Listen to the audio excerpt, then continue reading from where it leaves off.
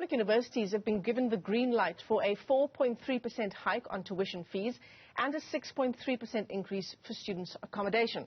Institutions had asked for 5% for fees, 7% for hostel fees. University South Africa, which represents Vice Chancellors at those institutions, says the less than expected increase will place financial pressures on institutions of higher learning.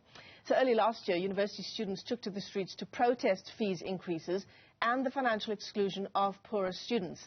Let's bring in Dr. Linda Meyer, who is University South Africa Director of Operational Support, and she joins us via our video link this morning. It's great to talk to you, Dr. Meyer. Thanks very much for coming on. In the face of various increases in the cost of living, one can understand that this kind of increase, even though it's lower than what you asked for, won't be met with a lot of optimism. No, certainly it won't. But we must remember that the amount that the Department of Higher Education and Training has awarded is in line with the CPI allocation that the National Treasury has made available to them. The impact on universities is if they cannot increase their fees by 5% and 7%, the money will have to be found somewhere else. So they would have to rearrange their budgets and reprioritize specific areas to ensure that the financial liquidity of the institutions remain, because it's critically important for us that universities remain as going concerns. So even with this hike that you've now been given the go-ahead for, it's below what you asked for. You asked for 5% increase for fees. You've been given the green light for 4.3%. 7% for hostel fees, that's what you requested. You've been given the go-ahead for 6.3%. Does this still put you on the back foot? It puts us on the back foot insofar as we must remember that just on 60% of our students are NSFAS students, so their fees are paid for through government. But who this really impacts on is the missing middle students, and we must be mindful of that. That's approximately 20% of our students with household incomes between 350,000 and 600,000 rand, who have no other financial sustainability models available to them.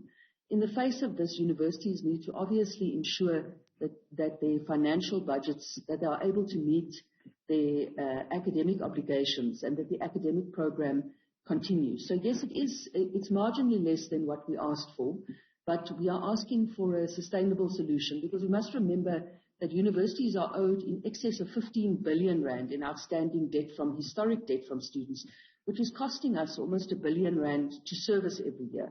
So it's not just this isolated request, the shortfall that universities will face, but the broader systemic issue that we need to find a solution for the missing middle students. We need to find solutions where universities are not servicing debt that has been accumulated from students over the years, and this is why we're calling for a sustainable solution on all levels of students, so that their security in studying is not compromised. I mean, we've talked about this issue of those students who fall into the missing middle. In fact, year after year we talk about it, don't we, Dr. Meyer?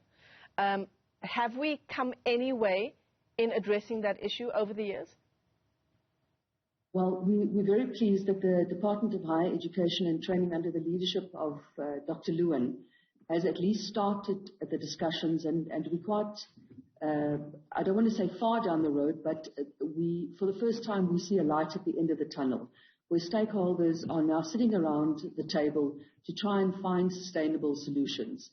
Banks obviously are not going to give unsecured loans to students, and we need to find a national policy and a systemic solution so that these students have a viable alternative, whether it is a payback model, whether it is a low-interest loan, whatever that solution is. We certainly are working on that, and we are very hopeful that for the 2023 academic year, we will have something in place. In terms of, what the minister has given universities the green light for in terms of those increases, are you still in conversation with the minister around that to get it to the numbers that universities had requested?